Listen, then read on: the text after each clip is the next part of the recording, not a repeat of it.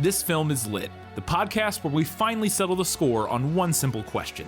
Is the book really better than the movie? I'm Brian, and I have a film degree, so I watch the movie, but don't read the book. And I'm Katie. I have an English degree, so I do things the right way and read the book before we watch the movie. So prepare to be wowed by our expertise and charm as we dissect all of your favorite film adaptations and decide if the silver screen or the written word did it better. So turn it up, settle in, and get ready for spoilers, because this film is lit.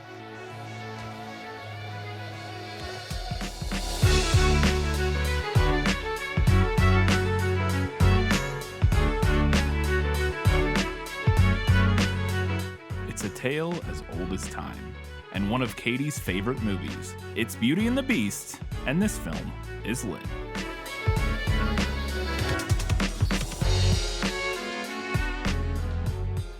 Hello and welcome back to This Film is Lit, the podcast where we talk about movies that are based on books.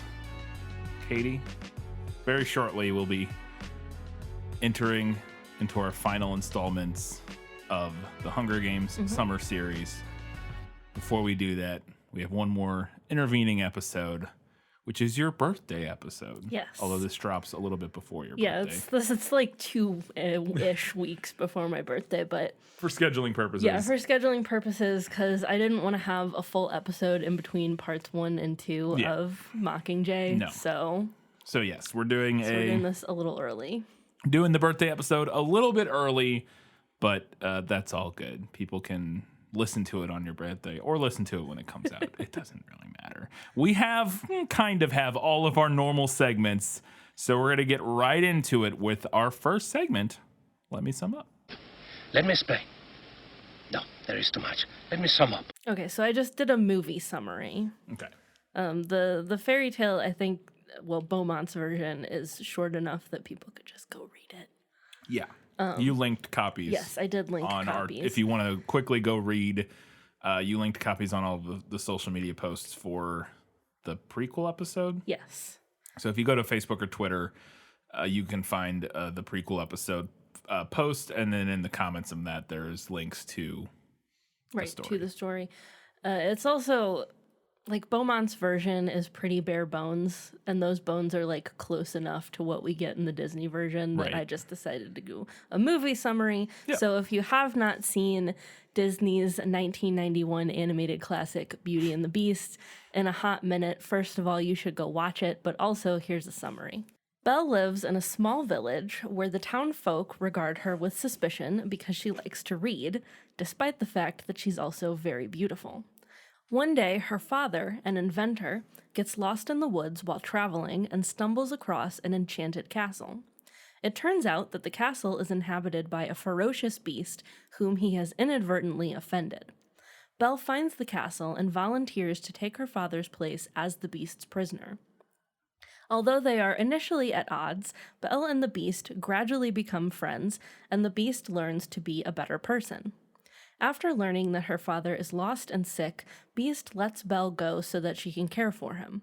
While back in the village, Gaston, a man earlier rejected by Belle, riles up the townsfolk and they form a mob to go kill the beast.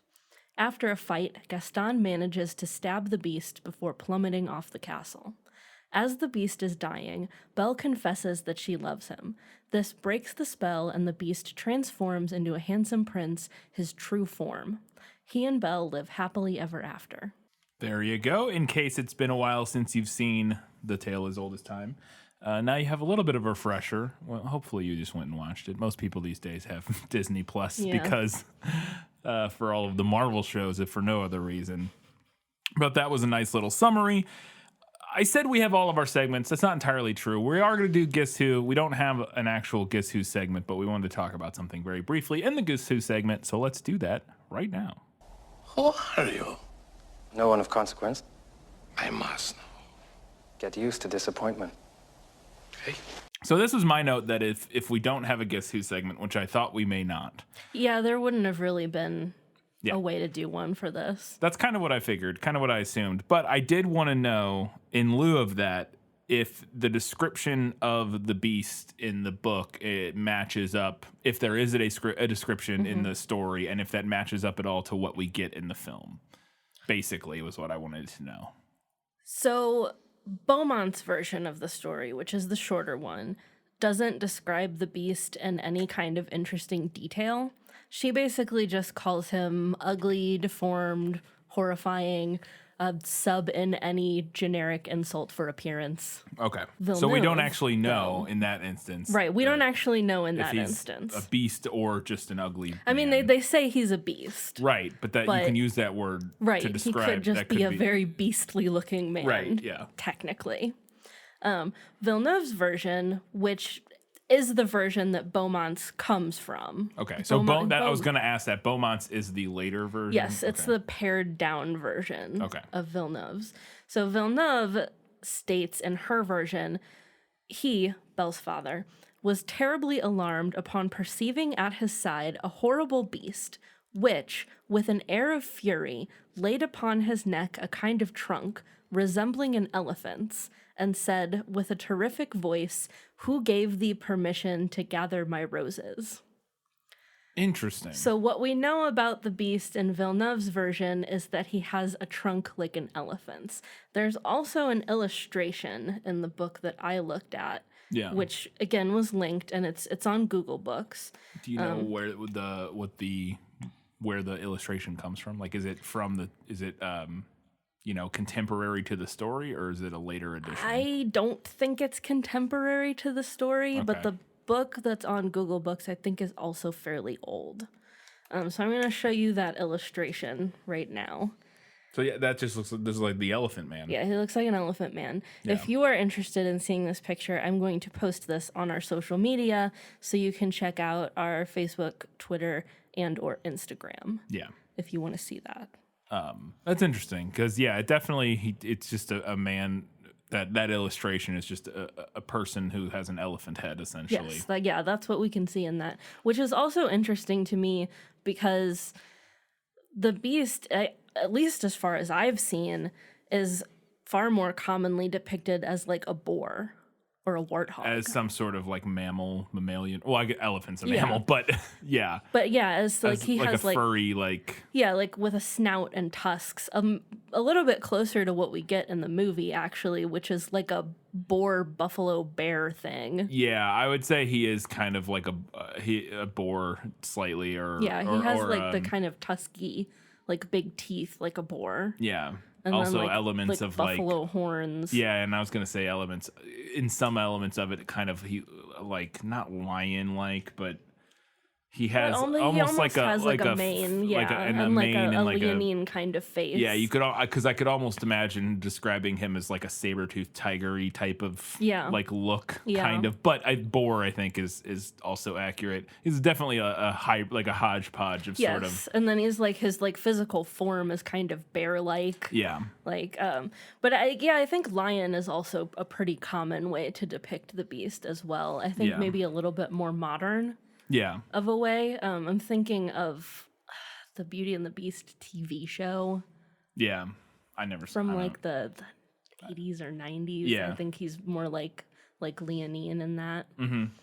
But yeah, so it's interesting because elephant would not be one of the, and it would make depending on because like elephant, you could see if it was the story was coming from an Eastern, it was like I from its think Eastern roots or something. Probably the reason that Villeneuve uses an elephant is that would have been like incredibly exotic and strange Right. to her audience in Yeah. pre-revolutionary France. Yeah, interesting. That probably would have been something that a lot of her audience had only seen illustrations of, you know. Yeah. Okay. Cool. Well, yeah. I just wanted, like I said, I was just really interested to see how that character design compared because we did talk about very briefly in the prequel that a lot of he went through a lot of iterations before the final version they landed on in the Disney film, and apparently you can see many of those in the decorations of the castle, like the statues and stuff within the castle have some of the earlier sort of iterations of the beast before. And maybe like the things on the top of The gargoyles. probably Yeah.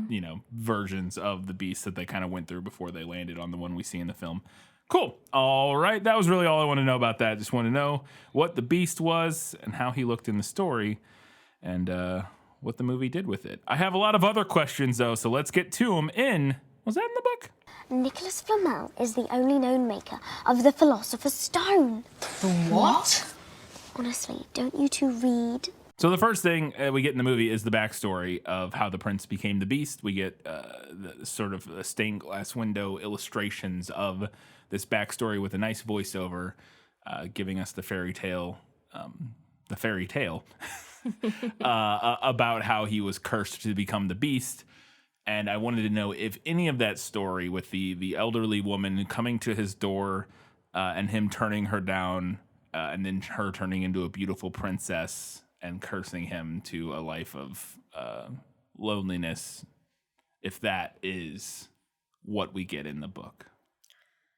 Story, whatever. So Villeneuve's explanation is really long and convoluted. Very long, very convoluted. But it basically boils down to an ugly old fairy asked the prince to marry her and then cursed him when he was like, nah, I'm good. Okay, so that's similar. Yeah, it's similar-ish.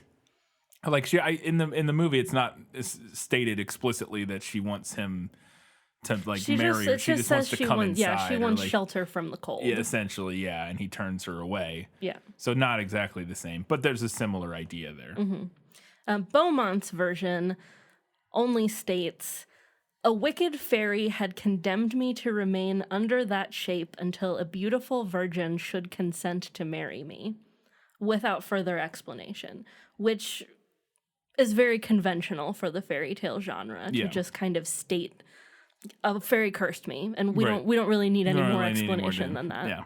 Yep. Okay. But so that's even more pared down version of the previous one. Yeah. But I mean, it's the Beaumont version tracks with the previous version. It just has less details. Yes. And both of those kind of track, except for the marrying part. I mean, the Beaumont version does essentially track on pretty much identically to the movie, other than like the reveal that she's actually a beautiful like witch or I don't know whatever. Yeah. Her ugliness melts away to reveal a beautiful enchantress. Enchantress, that's the word. Yeah, they call her an enchantress. Yes. Yeah. So so similar, but not quite as detailed as it is in the movie, and then some slight tweaks. We also find out though, so now that he's been cursed to this existence as the beast, the only attachment he has, or the only like interaction he has with the outside world, is this magical mirror that. I can't remember if she gave him or if it's ever stated. She gives him a magic mirror, which basically can it's a hand mirror. Yeah. He can say, look into it and say show me whatever, and it shows him that. Yeah. And I want to know if that mirror, the magic mirror, comes from the story. It does not.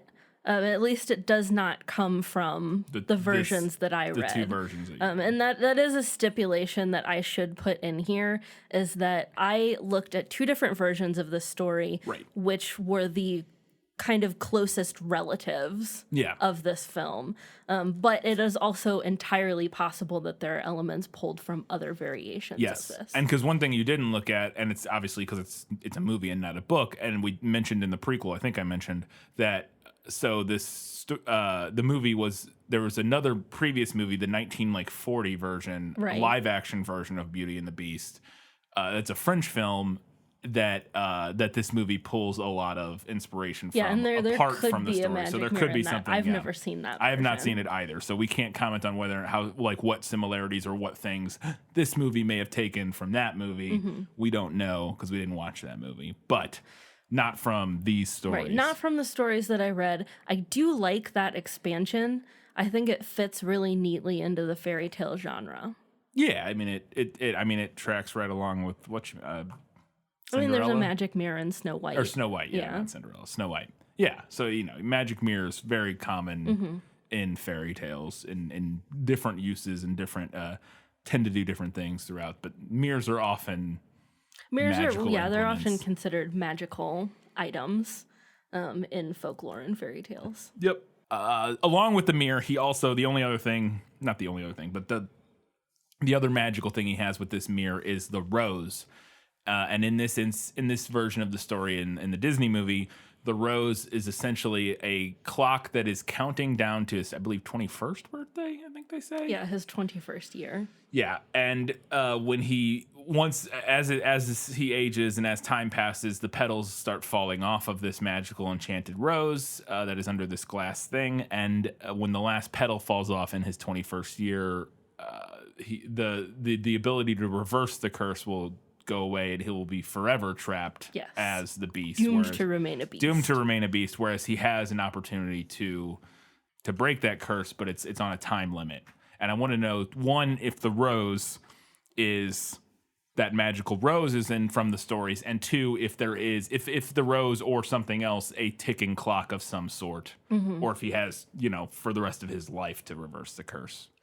So the rose is an element in both Villeneuve and Beaumont's tales, but it's not enchanted. It's not a ticking clock in the same way that it is in the movie. There's no mention of him having any kind of time limit in either story. So the imposed time limit of his 21st year or something, the Disney movie has added. Right, yeah, we've added that to up the stakes. Yes. So the rose in the story is basically like the impetus for the action, like the direct action of the story. Beauty asks her father to bring her back a rose when he leaves to go on like a business trip, and he tries to take one from the palace gardens, which sets the main story in motion. Okay, so there is in fact then a rose that is important. Yeah, that's a common motif. Yeah, but they just took it and turned it into a magical thing that is symbolizes his impending his impending doom. Yeah. So obviously there's no songs in these fairy tales, and this movie is a musical. So there were some moments of the musical that I wanted to know if certain elements of it were anything that were reflected from the book. One of those is that in the opening number from the film is Belle as she's going through the town. And I wanted to know if anything with her interaction in the town or any elements of this song ring true to the character of Beauty, Belle. I'm going to call her Belle. That's right. She's not called Belle in the... Well, she is because it's French. It's French. But in the translation, she's called Beauty. And if Belle has... if any of the things that kind of transpire in that musical number track and felt like you saw the connection to the story that they were pulling from. Well, there are a couple small things. They are in like a pastoral setting in the stories. They weren't always. Her father is a merchant and has recently lost his fortune. But they are in like a countryside setting. So there's that. She does like to read. More on that in your next question. Yes. And she is considered extremely beautiful, to the point that we don't know her name because everyone just calls her Beauty. Calls her Beauty. So that is interesting because it does, and I guess I could have asked what her name was and I didn't, but we kind of already have touched on it. Obviously, in the Disney version, her name's Belle, which works for an American audience as a name, right? Because it just sounds like a nice name, but it's from the French, which is beauty, hence Beauty and the Beast. Belle is beauty, blah blah blah. But so we don't actually know her name in the stories. She is just always referred to as Belle. Belle Beauty. Or Beauty. Yeah. Interesting. Okay, but she is, and that is one of the things that comes across in that song is everybody in the town does sort of regard her as this very beautiful woman who's shown up in the town, and they're all sort of taken with her, and that's kind of the main thing we're setting up in that musical number, along with her sort of quirkiness, which is the fact that she likes to read. Right. And I wanted to know if that was something that Disney invented, trying to push a dirty, commie, feminist reading of a heroine who likes to read, or if that is inspired by the original text. I say original text, original in air quotes. The original text in this particular instance. Right. So this is actually not an invention of woke 90s Disney. Okay. Villeneuve's version does feature an immense library at the castle, and it's mentioned that Beauty likes to read. She finds the library and she's really jazzed about it. She's like, I love reading. And Beaumont's story also specifies that Beauty loves to read, and it is something that her sisters mock her for. Oh, so in she that has version. sisters. Yeah, she has sisters in both. Okay. And brothers. Right, They're but not not in super the Disney, important. not in the Disney movie. No, she's an only child. Yeah. Or so it seems. And is that something that the factor that she likes to read? I guess so. The town doesn't. It's not maybe not as something that the town necessarily knows about her, but it is something that her sisters sort of mock. And they're not mocking her in the movie, but they kind of. There's an implied in that opening number, they're just like puzzled by her. They're like, I don't understand what she's about. Yeah, exactly. And but the main question, her liking to read, is absolutely yes, it is absolutely pulled story. directly from these texts. Cool. Speaking of that song, we're introduced to Gaston, the local town jock. What's the mean himbo? It's just jock, right? I don't know. Yeah. He's like the jock blueprint. Yeah. Gaston. Yeah. And I wanted to know if that character or a similar sort of adversarial love interest to, in opposition to the Beast is something that is from the story, or if that is an invented sort of character to provide us a more traditional antagonist. There's no Gaston in either of these stories. She does not have any love interest that we're aware of. Yeah. And to go beyond the love interest part, is there a sort of, because even if that wasn't the love angle wasn't part of it, is there any sort of like a human adversary in this story? You know what I mean? Like, there's some animosity with her sisters, but they're not like a direct antagonist, and not specifically to be like. No. Okay. Yeah, I guess that's what I'm saying. There's no human character who is sort like of a foil. A foil. No. To our main sort of pairing in any way. Okay. Cool. Speaking of some other characters that are in this opening sequence. I looked this up to see what they were called because I didn't know their name, and I believe they're called the Bimbettes. I've seen that, and I've also seen them called the Silly Girls. The Silly Girl. Well, let's go with the Silly Girls. Which is a slightly nicer name. Yeah. Than the Bimbettes. Those are the three, I believe they're all blonde? Yeah, they're the three blondes who hang out in the town and swoon over Gaston. I wanted to know if there was any parallel there, and I have an idea of what that might be based on what you said already, but if those characters are paralleled in any way in the original text. So they're not at all similar to Beauty's sisters in the story. Because once you said sisters. But she does have sisters, and there is like some animosity. Because let's be honest, in these stories, Beauty is kind of a goody-goody. So like at the beginning of the stories, her sisters are kind of like, oh, this one over here. She does have a bit of an obnoxious naivete that kind of she has real big Beth Marsh energy. A little bit. So like it. Yeah. And then later on in the story, when she shows back up at home and she has like riches from the Enchanted Castle, then they get kind of jealous. So there is some animosity and some jealousy. But it's not really the same as what we see from the Silly Girls. Kind of similar. Yeah. Or at least, I could see that being a potential thing that they wanted to include without having the complication of her having siblings, because that makes the storyline much more complicated in terms of like a little bit more convoluted. It makes much more sense to just have her be an only child. Yeah, because then trying to figure out, okay, well, when her dad goes missing, she has to be the one to go look for him, and like you can't, it makes things a lot more simple. Yeah. In terms of that and storytelling. It is interesting because what we get is a very stark paring down of the siblings in this story. In Villeneuve's version, her father has 12 children, 6 boys and 6 girls. Oh, wow. And then in Beaumont's, she slices that to 6, 3 boys and 3 girls. And now in Disney's version, she's an only child. Only child. Now. We don't want to deal with this. Way easier. Oh, yeah, that works. Speaking of Belle's family, I wanted to know because oftentimes, we've done a lot of these not a lot, we've done a handful of these fairy tale adaptations and stuff.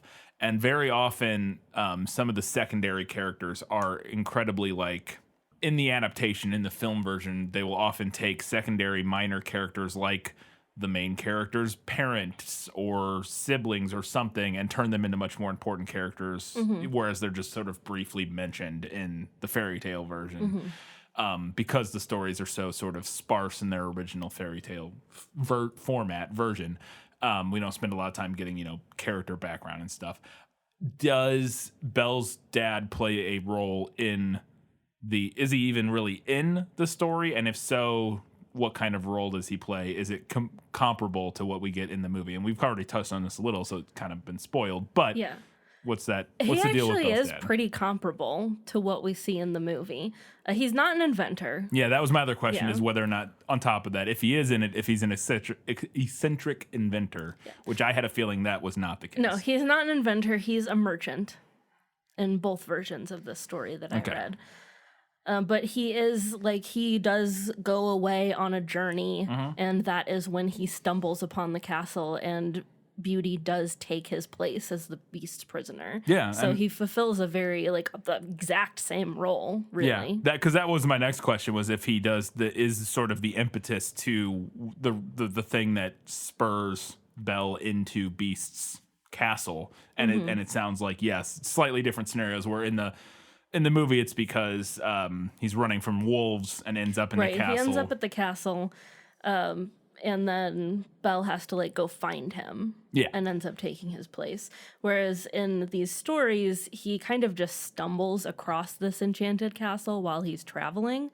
And he then, like I said, he The rose brings on that the Belle asked Beast's for. anger by trying to take a rose from the gardens. And similar to the movie, the Beast tells him that he doesn't have to stay there if one of his daughters will come take his place. Gotcha. So he goes home and he relates his sad tale, and Beauty is like, well, this is kind of my fault, so I volunteer to go. Oh, interesting. So she doesn't go Yeah. looking for him. He No, comes she doesn't back. go. And He then, comes back. I like the idea Yeah. that I feel like the movie version maybe makes a little more sense. Yeah. Because I feel like if I'm Belle's dad, I'm just like, well, that guy. Right. He's I'm just, okay, yep, I'll be back. And I mean, to his credit in these stories, he does try to be like, no, you don't need to do that.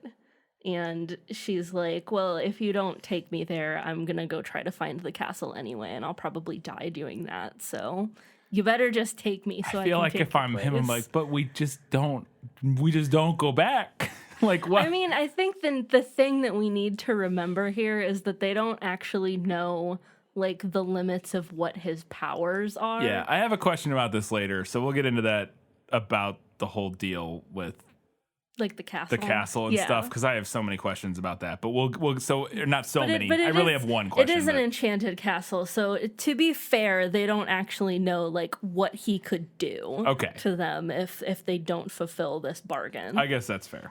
So speaking of the enchanted castle, and I know the answer to this because in my research for the movie, when I was doing the movie facts and research and stuff for the prequel episode, I came across that this was added specifically. I think Alan Menken's. This was one of his ideas. It comes from other things, but one of his ideas was to make this a big part of it, and that is the talking / animated household items. Yeah. And I want to know if that comes from the stories. Not exactly. Yeah. So the enchanted castle in Villeneuve's version is filled, well, I guess in both versions, it's filled with invisible servants, which is similar to other tales like the myth of Cupid and Psyche, where she's our heroine is waited on by these servants that she can't see. In the sense of when you say invisible servants, not like food's floating up to the table, No, but she walks into a things room and there's a full meal on Yes, the table and she things doesn't are know just who, done and by she she doesn't never know who. sees any people. Okay, Yes. that's what I figured. I just wanted to clarify that it's not Yeah. like ghosts are waiting on her or something like that. Villeneuve calls them disguised genie Okay, in her story. The castle in Beaumont's version is also similarly enchanted, but there's no explanation for it other than that it's a fairy castle. okay. Yeah, that's interesting. That's actually more than I thought, to be fair. I actually thought that the element of sort of the magical castle itself would be like my idea was that literally the only like sort of magical thing we were going to get was the curse itself, and that he would be essentially living in a basically like standard castle with like servants and stuff. Now that castle is hecka enchanted. Interesting. Super enchanted. Okay. So I guess that kind of works because we know there's some sort of magical people / something, right, taking care of the castle. The movie just goes, and they're the servants that were there originally, but they're turned into like candelabras and clocks and things, which yeah. I do think is kind of a natural extension of this idea of like, oh, things are just magically taken care of. Yeah. And again, we don't know exactly what this idea of from the movie could have been pulled from. I thought I read, and I could be wrong about this, that there was the 1940s did they do that? Did something like that. Similar? I could be wrong about that, but I read some note that it came from somewhere, but that it was Alan Menken's idea to make it a prominent part of this movie. I wouldn't be surprised. And again, I haven't seen the 1940s French version, but I wouldn't be surprised if that has an element of like, oh, the items in the castle just automatically do whatever it is they're supposed to do. Right, yeah. Because that's not like an uncommon thing to see in like fantasy properties anyway. Yeah. Like the pot of tea that pours itself and that kind of thing. Yeah, and they could get away with doing some like old-timey practical effects to kind of cheat that stuff. Yeah. Yeah, that could be an interesting, that could be what it was. I don't know. Maybe somebody's seen the 1940s maybe so, version. Yeah. Which again, then just turning them into characters is a very natural extension of that. Yeah. So again, speaking of the castle, there's Belle is told upon arriving at the castle, not arriving, but after she makes the deal to stay there to release her father, she's told she can go anywhere she wants except for the West Wing. Is it the West Wing? Yeah. Okay, I was gonna say the West Wing. I'm like, surely that's not right. No, it is. It is. Yeah. She's forbidden from going to that wing of the castle, and they won't tell her why. And I wanted to know if that element of the story is from the stories or if it's added, because it is from a different fairy tale. But we could talk about that, I guess. So neither of these stories features a section of the castle that was off limits to beauty. In Villeneuve's version, she's actually like constantly exploring the castle and finding new cool rooms. A lot of Villeneuve's story is just like rooms in the castle.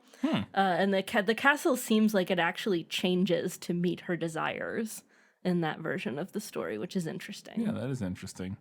But so the other thing I was thinking of was Bluebeard, right? Yes, yeah.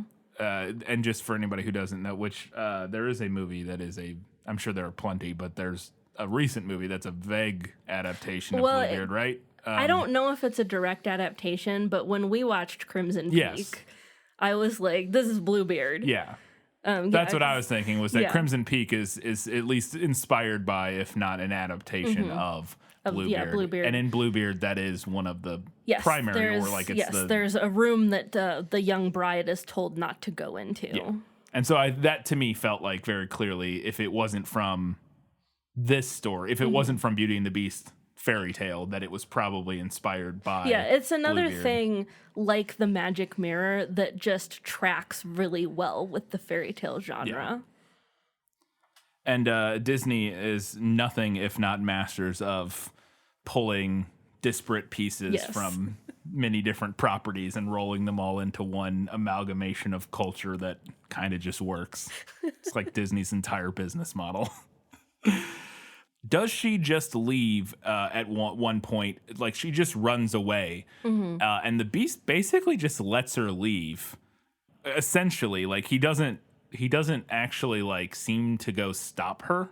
Yeah, we don't see him try to stop her from. There's a moment like right after she breaks into the West Wing. Yeah, and he gets mad that she's in there because he told her not to go in there, and she runs away. She runs away, tries but to escape. and he doesn't try to stop her. He doesn't go after her. Yeah. He only goes after her once he sees that, right? Doesn't he look in the mirror? Am I wrong? Or No, he doesn't look in the mirror. He just shows up. okay, so he either could have looked in the mirror or he could have been following her. I don't know. I guess it's complicated, but it doesn't seem like he tried to stop her. He only shows up ultimately to save her in the nick of time from the wolves attacking her, and he is then thus injured in the process, and then she has to care for him. And I wanted to know if any of that sort of story beat was pulled from the story, because I thought it was really interesting that she leaves and he does not stop her, or doesn't seem to stop her.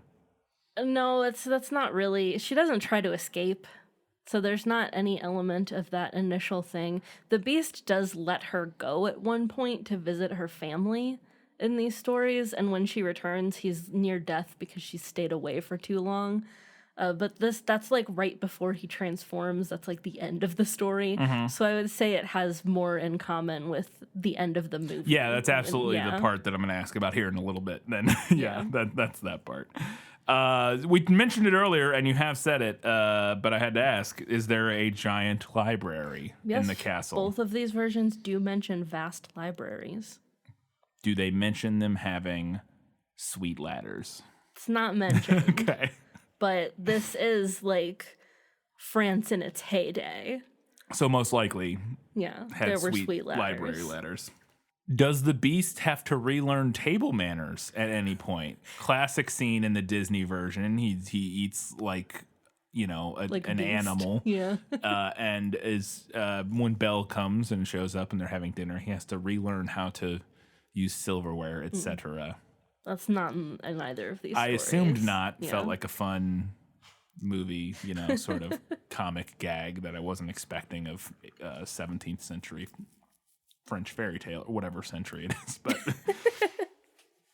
and then so now their relationship is starting to grow. They're starting to like each other for reasons that we'll discuss. But at one point in the movie, they're outside. It's now winter and it's snowing, and they have an adorable snowball fight. And I wanted to know if they have a snowball fight. They do not have a snowball fight. Shucks. Another one that I felt like I knew the answer to, but I had to ask anyways. And in that snowball fight, it's a good thing that Beast didn't get to throw that snowball he made, because he would have just 'Cause that murdered would've Belle. killed her. He would have just murdered Belle. Would have been That's like the snowball the size of a beach ball. yeah. It's 40 pounds of snow Yeah. that he's gonna hurl at her head. And then for now, the big moment in the movie. Have to ask about this. It's like the scene everybody remembers. We talked about it in the prequel episode. It's the scene that they used a lot of, for the first time, used like significant amounts of CG in to do this 3D ballroom that they're dancing in. And I want to know if the ballroom dance or the ball, and I don't have this specifically, but it'll follow from it. The ballroom gown that she's wearing, the yellow dress, if we get either of those things in the stories. So there's no elegant ballroom dance. Okay. In both of these stories, basically the only things that Beauty and the Beast do together are eat dinner together every night. Okay. That's pretty much it. Boring. A little bit, yeah. On the subject of the dress, this, like, there's nothing that seems specific to the ball gown that she has in the movie is described. To be fair, there's nothing particularly like unique or like there's nothing particularly unique or distinctive about Belle's ball gown in this scene apart from it being gold. Like that's the thing you remember the most about it. Yeah. Like it's this big It looks like melted elegant gold Yeah. ball gown. Like, but there's not like, there's nothing like super intricate or unique about it apart from the It's not color. even really period. No, but yes, so you're saying though that there is potential. Well, I think there's a potential analog to, like, because we meet in the movie the character of the wardrobe who wants to, like, dress her up. Yeah. And at least it's not so much in Beaumont's story. Beaumont's story mentions that there's a lot of, like, riches and finery at the Enchanted Castle. But in Villeneuve's version, she actually plays dress up quite a bit because there's a lot of really nice clothes there. Oh, okay. So I feel like there's like an analog there. Yeah. Similarity. Well, and I think it's fair because throughout even beyond the gold ballroom dress, throughout the movie, she's in several, like once she gets to the castle, she ends up in quite a few different sort of, they're able striking to outfit her in several different dresses. Like that. And then there's the pink dress, which is the one she's more often depicted in. I like her green dress that she wears during the snowball fight. I've always liked the green dress. Yeah, that and I was gonna say there's that dress, but then specifically she's wearing like which also I don't know if it's she has or like not, a cloak and a mantle, cloak, little like mantle thing, which is cool. It has like fur trim and stuff. Yeah. You mentioned it earlier, but so this, it sounds like, is actually something that was pulled essentially from the stories. Is that she finds out she wants to see her dad, so she looks at him in the mirror and sees that he's in peril, and she must go and help him. And in this moment, Beast lets her leave. He's like, "Yeah, go, fine."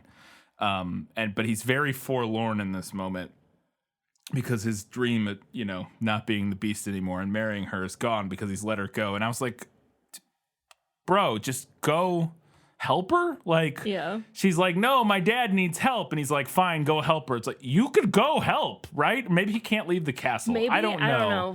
Well, that would actually track. It doesn't say that, but it would track because they do say the mirror is his only connection. Maybe there's some weird rule, but they do not say like he can't leave the castle. Right. I feel like, and maybe it's implied, but I feel like it's not like an explicit rule that the movie lays out that he can't leave the castle. But I guess maybe that is the case. But so that would actually, I guess, kind of work. But I did think it was like, just because she's leaving now doesn't mean she wouldn't ever return. It does seem like a really obvious solution of like, okay, we're gonna go find him right now, bring him back here, and he'll receive the best care imaginable. Although he doesn't, we do know from the earlier scene where she has to take care of his injuries. Apparently, he does not have an animated, household object that does like medical care. I guess not. Because Belle has to do it for him in animated, the movie. What would that even be? A roll of bandages? Yeah, I was trying to think of what it would make sense to. I mean, it would have to be something that could do. Because there would have been a court doctor, right? Or something like that. Yeah. There would be like the royal physician or something like that. You would think. And it would. But I don't know enough about medical stuff at the time of what that person would turn into. like I don't know. Something horrifying, probably, because all of their medicine back then was just a nightmare. But a bloodletting knife. Yeah, I don't know. I'm trying to think what would make a good jar of that slugs. Character. It's just a jar of eels. Leeches. Or leeches. That's what I was thinking. Just an animate jar of leeches that is like one person's consciousness somehow like embodying a jar of leeches. Oh my god. That would have been fun. Imagine like you and all of your fellow household servants get turned into objects, and like some people get to be like suits of armor. Yeah. And you're a jar of leeches. I mean, apart from how just being a leech would be weird, you have to grapple with the fact that your consciousness is like split into multiple organisms and gross. How that even works. And maybe you're the jar. You just have to be filled with leeches. Yeah, that could have been a fun animating thing though, because the leeches could move inside to like make faces. Like the face could be the leeches like moving around. I mean, it would have been gross, but it would have been interesting. Could have been interesting. Anyways. But yeah, but that is from the book. Her letting her let leave. her go. Yeah. She's like, oh, I really miss my family. I want to go see my family. Nobody is in immediate peril, right? Like in the movie. And he's like, well, you can go, but if you don't come back in 2 months, something really bad is going to happen. Oh, he does say that. Yeah. He gives no. The bad thing is that like when because she does stay away too long, so like when she breaks her word, then that like affects him and he starts dying. Okay, it's fairy tale logic. We can't question it. Okay, I was just gonna say because then it does. Yeah, but does him telling her something bad will happen make something bad happen, or would something bad have happened if he didn't tell her?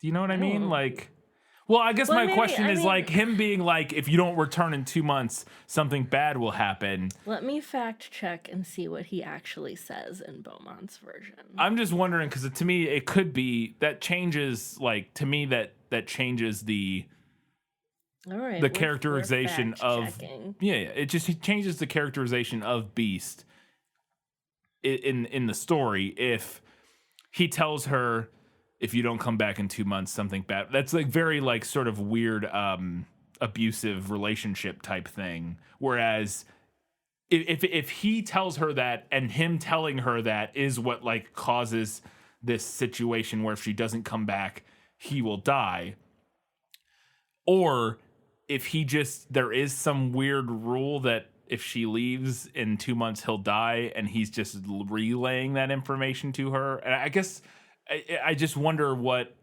I don't know. It's weird. I don't like that. I'm glad the movie got rid of that.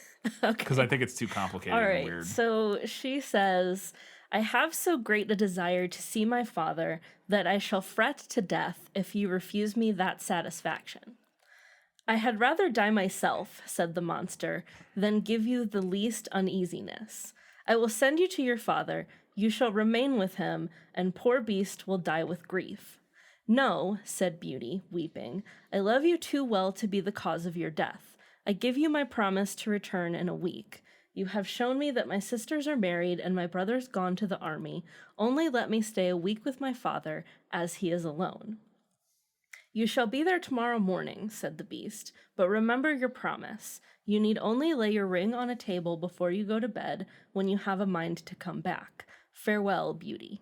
Okay, so he didn't tell her anything about him. Maybe I'm remembering. I'm not going back and looking for that in Villeneuve's It's version. fine. It's too long. Okay, so it could be from the other version potentially. Yeah. Because that version didn't have anything to do with. Well, he does say he's going to die with grief. Right, but that's just sort of hyperbolic, like lovey-dovey, like, oh, I'll die I'll die a death every moment you're away or something, whatever. Like And then she comes back. Then she found poor Beast stretched out, quite senseless, and she imagined dead. She threw herself upon him without any dread, and finding his heart still beat, she fetched some water and poured it on his head. Beast opened his eyes and said to Beauty, You forgot your promise, and I was so afflicted for having lost you that I resolved to starve myself. But since I have the happiness of seeing you once more, I die satisfied. Okay. So again, that's different than what again, maybe the other version has the other thing where he's like, if you don't come back in 2 months, because that's real like weird abuser stuff. Like I agree. So that And I know Villeneuve's version was 2 months, but I'm not going back and looking. That's fine. That's fine. It's fine. I'm sorry. It's fine. I'm not going back Doesn't and matter. looking for it. I've already suffered through Villeneuve's version once. Okay. But yeah, he does let her leave, and she does then return on her own. Yes. Does the town form a pitchfork? So we know there's no Gaston, but I did want to know if there was if we at any point have the town sort of finding out about Beast and deciding they need to go kill the Beast. Right. If we get a pitchfork and torch mob to kill The him. mob song. Yeah. Or as I like to call it, the Straits are having a gay panic. Mm-hmm.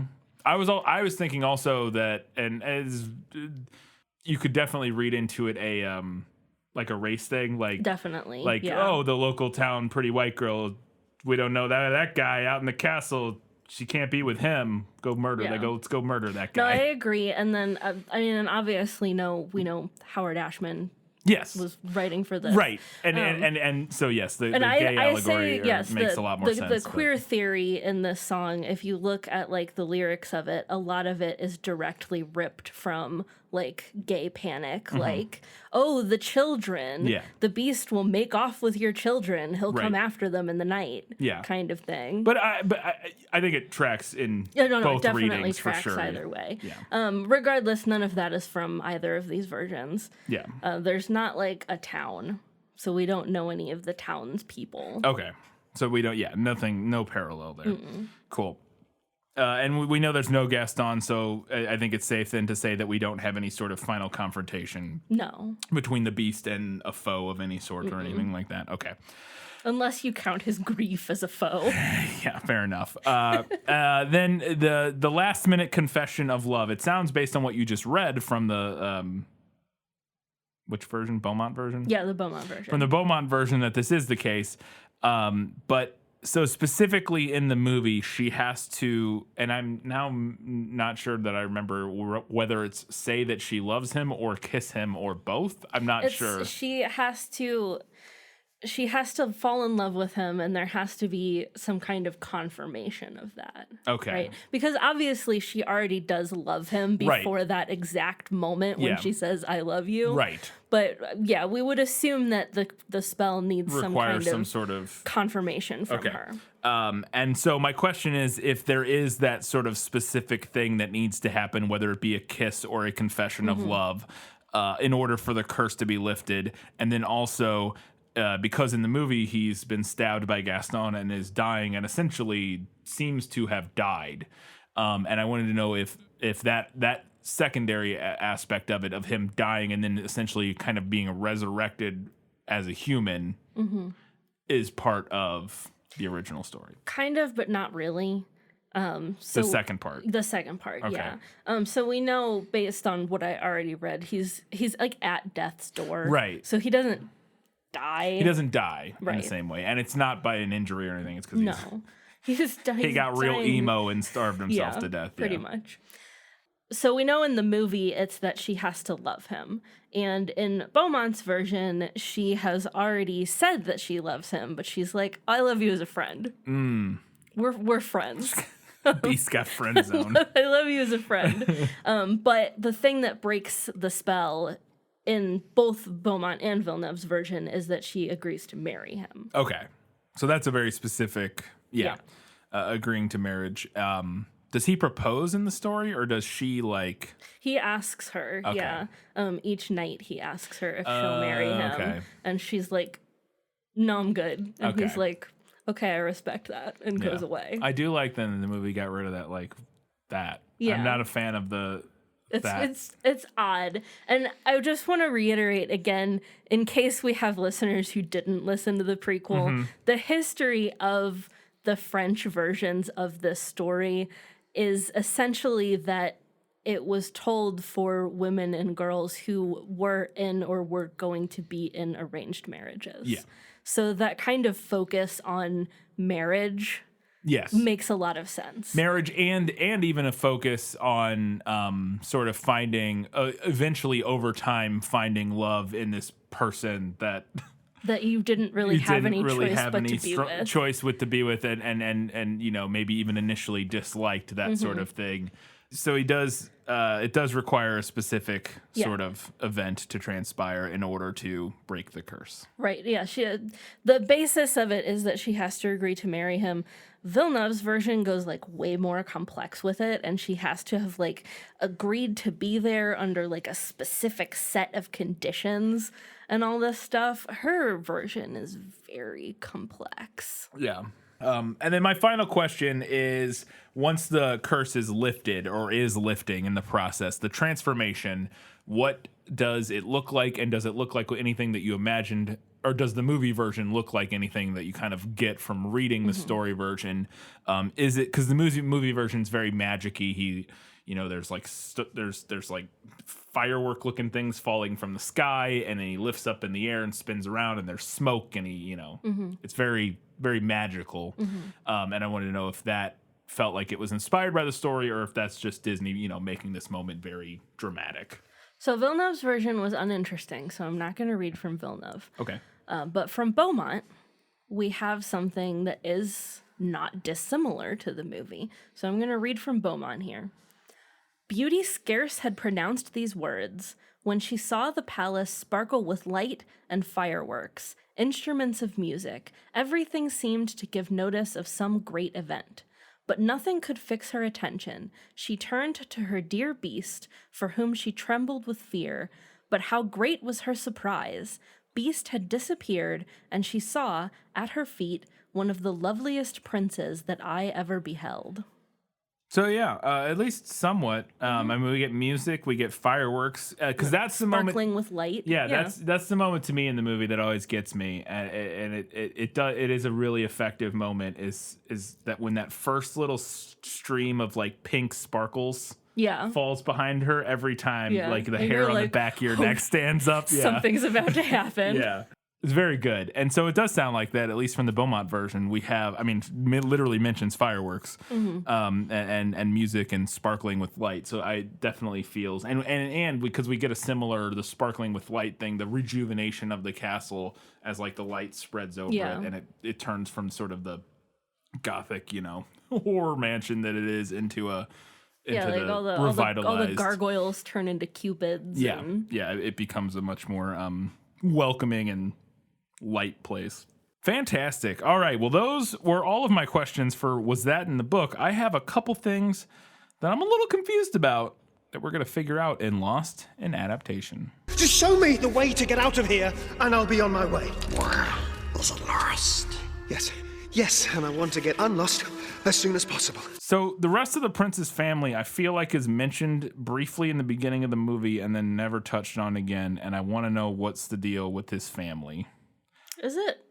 I swear that we see in the stained glass thing, we see his parents.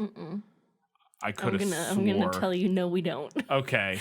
I could have swore that The at the prologue very... just says a young prince lived in a shining castle. Okay. Cool. I could have swore in one of the stained glass things you see like other people, but maybe not.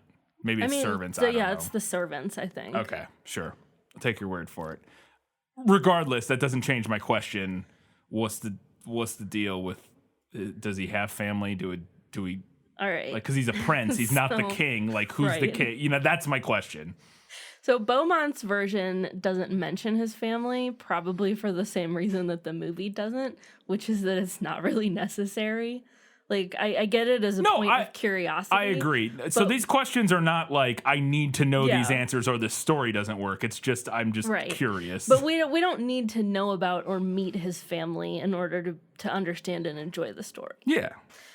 Villeneuve's version gives a long, convoluted explanation about his father being dead and his mother being away leading an army in battle. You got that correct? I got that correct. Good for his mom.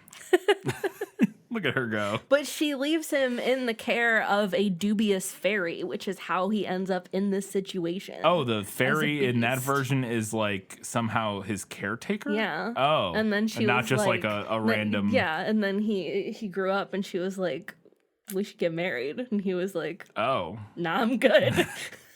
okay. That's weirder than it initially Yep. sounded like from when you described it. Yep. But in a similar light, okay, so yeah, I agree. You don't really know much about his family. In a similar light, though, he lives in this gigantic magical castle, and I wanted to know does the town? And you said there's no town in the stories, but do the local people not know about this castle? It seems like Belle's dad just stumbles across this giant castle that a prince lives in. You would seemingly think that the local people would know, their royalty and where they lived and what's going on with them. Her dad stumbles into the front door and is like, "Is anybody here?" And I'm like, "What?" I don't know. I feel like he would know, or other people would know what's going on. Again, because then also at the end of the movie, they're like, "There's a beast living in that giant castle that's always been there." Like, do they not know about it? What's the deal with the castle? So it's not explained in either story. You could chalk it up to fairy magic or to Beauty's family only having recently moved to the area, which is an explanation for why they don't know about it, at least. To me, this is They've recently also- moved there. Yes. Okay. To the countryside because I don't think that's something in the movie. But. No. I mean, I get the vibe in the movie that Belle probably hasn't lived there for her entire life. Yeah, it seems possible. Just like based on the way the townspeople react to her. Yeah, I guess I could see that. But also, they're all, or at least because they're pretty friendly. Well, I say like the guy with the books seems to know her, but it could have been recent still. Yeah, who knows? Yeah, we don't know how long she's been there. But in both of these stories, they are recently moved to the country because the father, who was a merchant, has lost his fortune. Okay. So they have to go to the country and be poor. To me, this is also similar to like the Prince's family. It's something that just doesn't really matter. and we're meant to just like accept it and move forward with the story, which is a very fairy tale convention. Like it's very on brand for the genre to have details like that just don't matter. Yeah, and that's fine. I don't have a problem with that. Like I said, because to me, I think the thing that I was thinking might have been the case, because I thought this would also make sense if it was like everybody just thought it was like abandoned or something or haunted or whatever. And like, so nobody haunted, went. I could definitely like see. like it used to be like the king and the queen and the prince used to live there, but something happened and you know the king died and the queen moved away and we don't know what happened to the prince and it's haunted and nobody goes there because if you go there you'll whatever. Like we've heard, you know, they hear like horrible wailing for, you know, like it makes, you could make it very clearly and make it very easy, like sort of story an easy explanation of the castle and why it's there, or not why it's there, but like why the townspeople like avoid it or whatever, or that sort of thing. So I was just wondering if there was any explanation like that. There's not. Okay. I think it's interesting though. Both of your questions are things that the 2017 live action remake attempts to retcon. That doesn't surprise me. And I'm now very interested to see what you think about how it attempts to retcon those. I mean, because there's ways you could do those things, like, or attempt to address them that would be stupid. And, like, I agree that they don't need to necessarily be addressed. The movie works fine as it is without really ever, especially because it's primarily for children. They don't care, or you know what I mean? Like, they don't care, like, what the backstory of the prince and his parents are. Like, that's not important. But I do think that there is, and so I do think there's a way you could do it that would be interesting. I also think you could do it in a way that's clumsy and unnecessary and doesn't really add anything. And maybe that's what the 2017 version does. But I think you could do, like I said, do the version where you do give a little bit of an explanation that at least sort of satiates some of that, like, or not even satiates. I think that just does some world building that is interesting to a more not thoughtful reader, but like an adult or somebody who's like wondering, you know, like, what's the deal with this? I don't know. To me, the 2017, and I have not seen the 2017 version. I have. So. There are varying degrees of success. Okay. While we are on the topic, the 2017 live action remake of this film is going to be our August Patreon bonus episode. Sweet. So if you're interested in hearing every single thought that I have about that, of which there are many, that'll be available at the $5 and up level on our Patreon. There you go. In August. Look forward to that. I bet I like it. I have a lot of thoughts on that movie, and I bet we're gonna disagree. I bet I'm just gonna like it. Probably be like, yeah, it's fine. It's good. I mean, it's not. I'm sure it's not gonna have some of the magic that the 91 version does, but I feel like I'm just gonna be like, yeah, it's pretty good. Makes sense. I get it. All right. That was all I had for Lost in Adaptation. Now it's time for Katie to talk about all the things she liked better in the book. You like to read? Oh, yes. I love to read. What do you like to read? Everything. So my big better in the book thing is the Beast. He does have more of a character and a personality in the movie, which is good.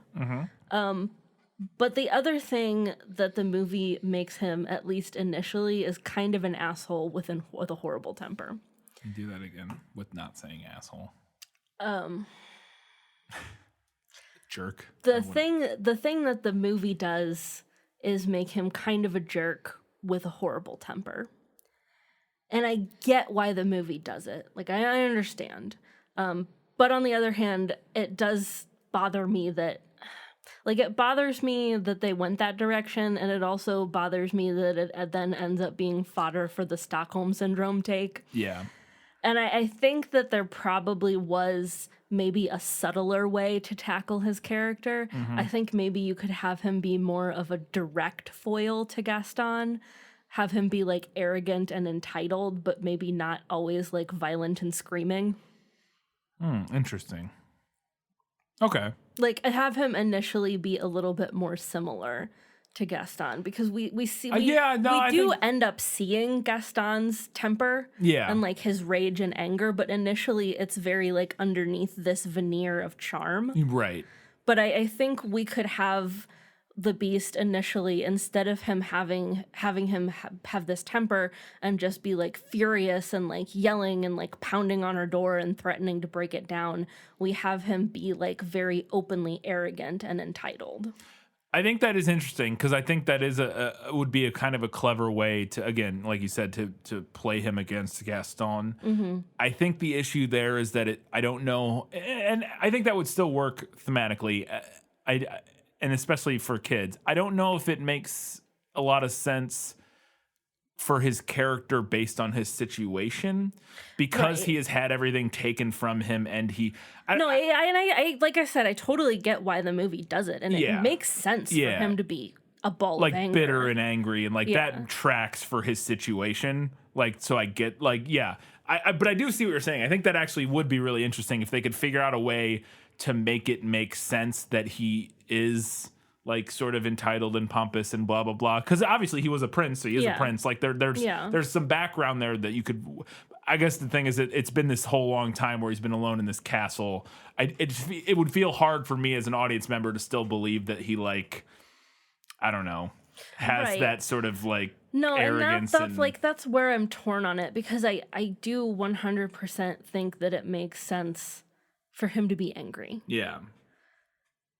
I just also think that it ends up being like not a really good look when he's like banging on her door, like, I'll break down this door if you don't come out. Yeah. Yeah. Yeah. No, I think there were maybe some like different decisions that could have been made in regard to his characterization to avoid that. I agree. Yeah, I think it would have been interesting to see. I'd be interested to see what they do in the 2017 version, if they address that at all, or change that initial sort of interactions between them at all, you know, in different ways to either make it a little less, because I think there is something to be said for his character making sense.